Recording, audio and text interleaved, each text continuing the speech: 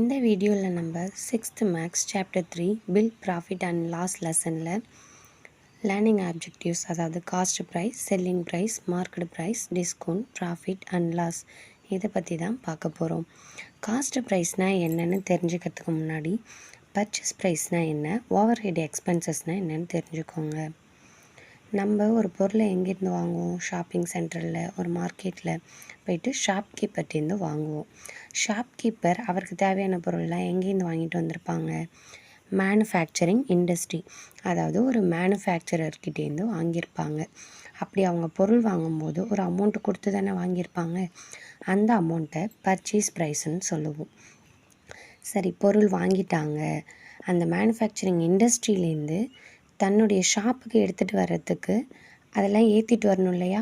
அப்போ travel charge, அங்கே load ஏற்றுறதுக்கு labour charge, திரும்ப கடையில் கொண்டு வந்து இறக்குறதுக்கு லேபர் சார்ஜு, இந்த மாதிரி travel charge, labour charge, electric charge, இது எல்லாம் சேர்ந்தது தாங்க ஓவர் ஹெட் எக்ஸ்பென்சஸ். இப்போ காஸ்ட் ப்ரைஸ்னால் என்ன? ஷாப்கீப்பர் போயிட்டு பொருளை வாங்கிறதுக்கு கொடுத்த அமௌண்ட்டும் தன்னுடைய இடத்துக்கு அவர் எடுத்துகிட்டு வர்றதுக்காக செலவழித்தார் இல்லையா?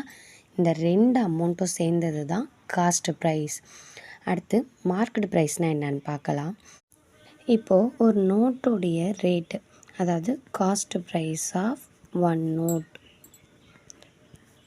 ₹35ன்னு வச்சுக்கலாம். ஷாப்கீப்பர் தன்னுடைய பிஸ்னஸில் ப்ராஃபிட் வரணுன்றதுக்காக இந்த காஸ்ட் ப்ரைஸை விட கொஞ்சம் ப்ரைஸ் ஹையராக மார்க் பண்ணி விற்பாங்க. ஃபார் எக்ஸாம்பிள், எனக்கு ₹5 ப்ராஃபிட் வேணும்னு ஷாப்கீப்பர் நினைக்கிறாங்கன்னு வச்சுக்கோங்க. இந்த ₹5 காஸ்ட் ப்ரைஸோட ஆட் பண்ணி ஒரு ரேட் ஃபிக்ஸ் பண்ணுவாங்க, ₹40. அதுதாங்க மார்க்கெட் ப்ரைஸ். நெக்ஸ்ட்டு டிஸ்கவுண்ட்னா என்னன்னு பார்க்கலாம். கஸ்டமரை அட்ராக்ட் பண்ணுறதுக்காக மார்க்கெட் ப்ரைஸில் கொடுக்கக்கூடிய ஒரு ரிடக்ஷன் தான் டிஸ்கவுண்ட்.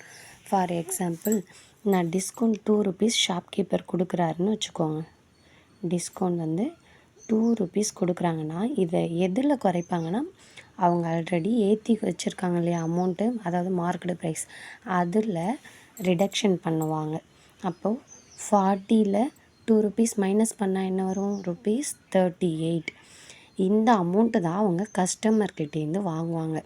அதாவது அவங்க ஆல்ரெடி ஃபிக்ஸ் பண்ணி வச்சுருக்க அமௌண்ட்லேருந்து ரிடக்ஷன் போக பேலன்ஸ் ₹38 வாங்குறாங்க இல்லையா? இதை தான் நம்ம செல்லிங் ப்ரைஸுன்னு சொல்லுவோம். நெக்ஸ்ட்டு ப்ராஃபிட்னா என்ன, லாஸ்னால் என்னன்னு பார்க்கலாம்.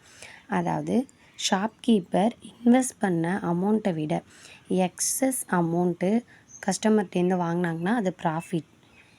இல்லை due to urgent need of money, இப்போ பண தேவை அவசரமாக இருக்குன்றதுக்காக ஷாப்கீப்பர் ஒரு சில நேரங்களில் இல்லை வேறு சில காரணங்களுக்காகவும் என்ன பண்ணுவாங்க, தான் இன்வெஸ்ட் பண்ண அமௌண்ட்டை விட கம்மியான ரேட்டுக்கு கஸ்டமர்கிட்ட ப்ராடக்டை கொடுப்பாங்க. அப்போ அவங்களுக்கு ஏற்படக்கூடியது லாஸ்.